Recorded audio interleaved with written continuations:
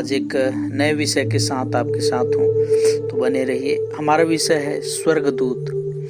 स्वर्गदूत मेरे प्रियो, बाइबिल में उत्पत्ति से लेकर प्रकाशित वाक्य तक स्वर्गदूत की अहम भूमिका है। स्वर्गदूत जो है अलग अलग होते हैं, जैसे परमेश्वर का पर्सनल दूत होता है, पवित्र आत्मा का पर्सनल दूत होता है, यीशु मसीह का पर्सनल दूत होता है, व्यक्तिगत उनका दूत होता है।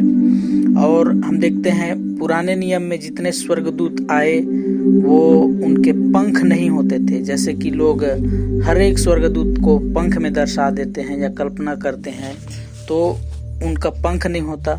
हर एक स्वर्गदूत का जो आकार है वो छोटा बड़ा होता है, वो बहुत विशालकाय भी होता है और छोटा भी होता है, चमकीला होता है, उजालामय होता है, और बहुत सारा उनका सबका अलग अलग है।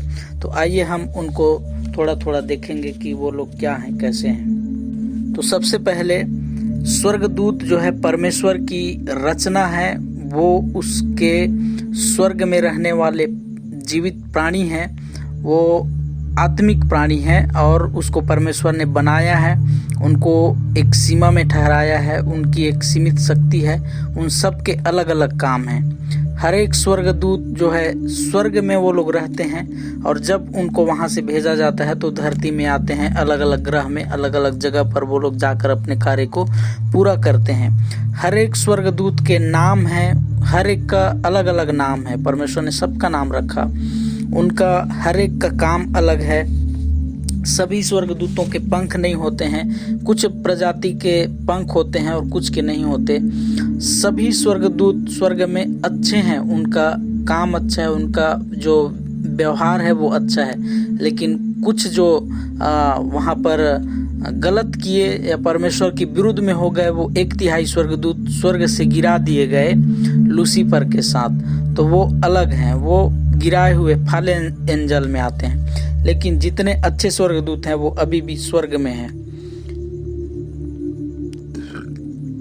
पुराने नियम में स्वर्गदूत को हम देखते हैं बहुत बार उन्होंने आकर लोगों की सहायता किया, मदद किया। नए नियम में हम सुसमाचार के पुस्तक में स्वर्गदूत को देखते हैं, प्रेतों के काम में हम स्वर्गदूत के कामों को देखते हैं, पत्रियों में हम स्वर्गदूतों को देख सकते हैं, और प्रकाशित वाक्य में तो पूरा स्वर्गदूतों का ही काम वहाँ पर लिखा हुआ है। तो हम स्वर्गदूत से अनजान हमें नहीं रहना है, हमें थोड़ा बहुत उनके बारे में जानकारी वचन से लेना है।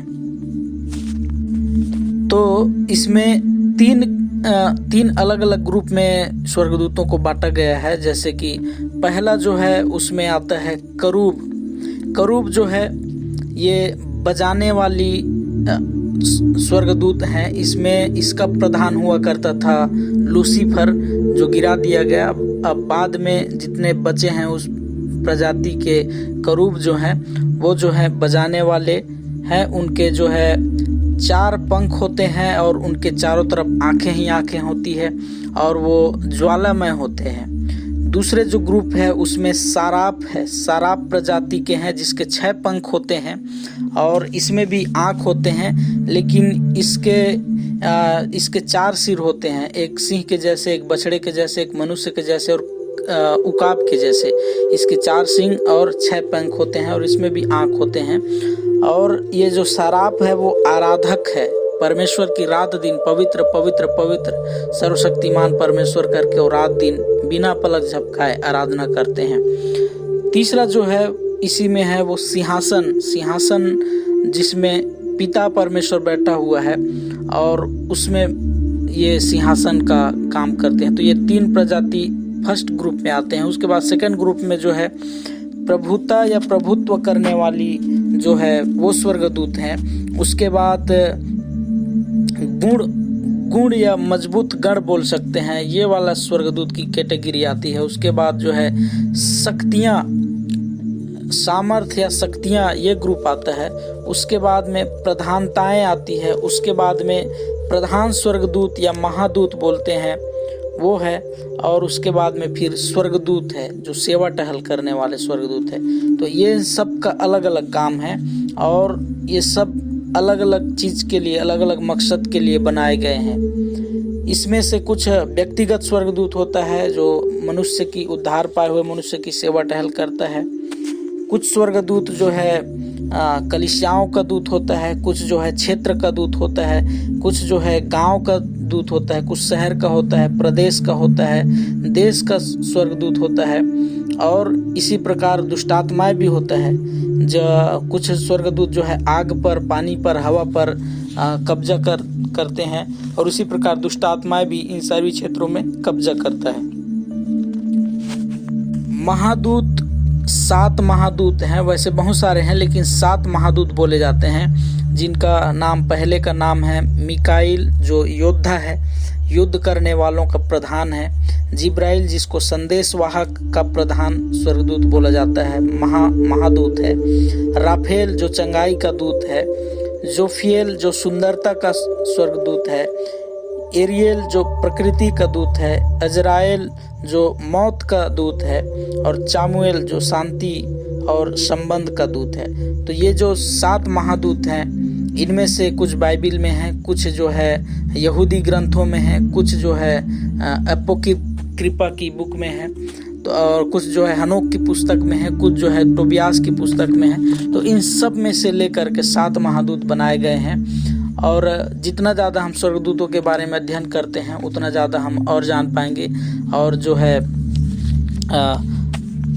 हर एक व्यक्ति का अपना एक व्यक्तिगत स्वर्गदूत होता है, और उसके बाद में फिर बहुत सारे सेवा टहल करने वाले स्वर्गदूतें हमारे आसपास में होते हैं। जब हम जानते हैं, जब हम परमेश्वर के वचन से उनको आदेश देते हैं, आज्ञा देते हैं, तो वो हमारे कामों को करते हैं, और उनका मदद लेकर हम बहुत सी चीज़ों को ऐसा कर सकते हैं, क्योंकि वो हमारी सेवा टहल करने के लिए बनाया गया है। हालांकि मनुष्य से पहले स्वर्गदूत बनाए गए थे स्वर्ग में, लेकिन फिर भी स्वर्गदूत से ज़्यादा दर्जा मनुष्य को दिया गया है, क्योंकि मनुष्य जो है परमेश्वर के स्वरूप और समानता में बनाया गया, इसलिए मनुष्य को अधिकार है कि स्वर्गदूत भी मनुष्य की सेवा टहल करते हैं। इसलिए मेरे प्रियो, आप जानिए बाइबिल में स्वर्गदूत का बहुत रोल है, शुरू से लेकर आखिरी तक। और क्योंकि मनुष्य जो है विशेष है, स्पेशल है, इसलिए मनुष्य की सेवा टहल वो करते हैं। और आज भी जितने लोग जानते हैं स्वर्गदूतों को अपने उपयोग में ला रहे हैं और अच्छे से उनको काम में ला रहे हैं। तो स्वर्गदूत जो है बहुत महत्वपूर्ण चीज़ है। आप अध्ययन करिए, उनके बारे में जानिए और उनको जानिए और उनको अपनी सेवकाई में उपयोग करिए। परमेश्वर आप सभी को आशीष दे। आमीन।